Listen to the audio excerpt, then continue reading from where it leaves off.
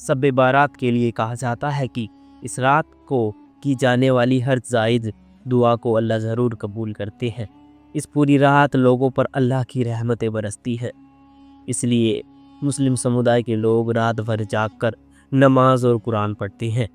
اتنا ہی نہیں، مسلم سمودائے کے لوگ اپنے مرحوموں کی قبروں پر جا کر ان کی مغفرت کی دعا کرتے ہیں۔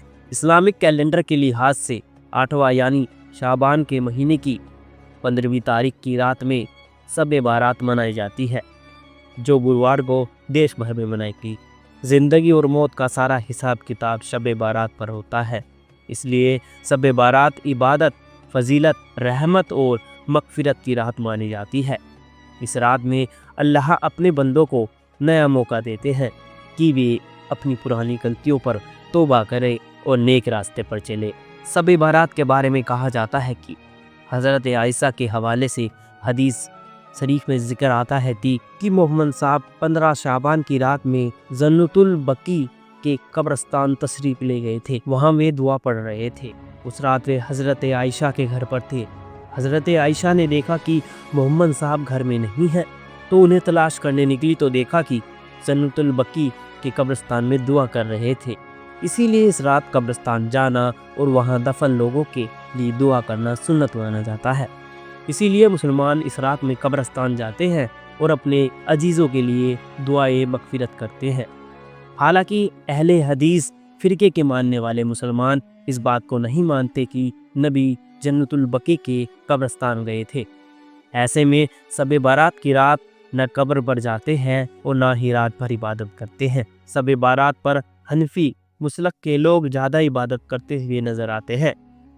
سنی مسلمانوں کا ماننا ہے کہ اسی پاک دن پر اللہ کے نور کے صندوق کو باڑھ سے بچایا گیا تھا۔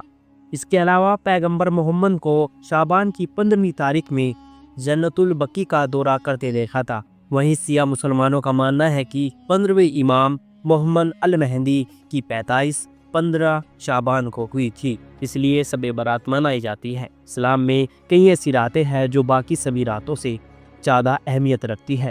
ان میں شب قدر کی 5 راتیں جو رمضان کے تیسرے عرصے میں آتی ہے، یہ رمضان کی 21، 23، 25، 27 اور 29 تاریخ کی رات ہے۔ اس کے علاوہ معراج کی رات اور شب بارات کی رات، ان سبھی راتوں میں اللہ کی عبادت کی جاتی ہے۔ شب قدر کی رات میں اللہ اپنی رحمت کے دروازے کھول دیتے ہیں۔ مغرب کی اذان سے لے کر فجر کی نماز تک اپنے بندوں پر خاص رحمت کی نظر رکھتے ہیں۔ اللہ پوچھتے ہیں کہ کوئی ایسا ہے جو اپنے گناہوں سے معافی مانگے اور میں اسے بخش دوں؟ ہے کوئی جو روزی کا طلبگار جسے میں روزی دوں؟ ہے کوئی مصیبت کا مارا جسے میں نجات دوں؟ یہ سلسلہ صبح فجر تک جاری رہتا ہے۔ شب بارات کی پوری رات اللہ کی عبادت میں گزارنا بہت بڑی نیکی ہے۔ شب بارات پر روزہ رکھنے کی پرمپرا ہے۔ مسلم سمودائے شب بارات کے اگلے دن روزہ رکھتے ہیں۔ یہ روزہ فرض نہیں بلکہ اسلام میں نفل روزہ کہا جاتا ہے۔ مانا جاتا ہے کہ شب بارات کے اگلے دن روزہ رکھنے سے انسان کے پچھلے شب بارات سے اس شب بارات تک کے سبھی گناہ معاف کر دیے جاتے ہیں۔ دوستو، شب بارات کا اصل پیغام برائیوں سے دور رہ کر خود کو اللہ کے قریب رکھنا ہے۔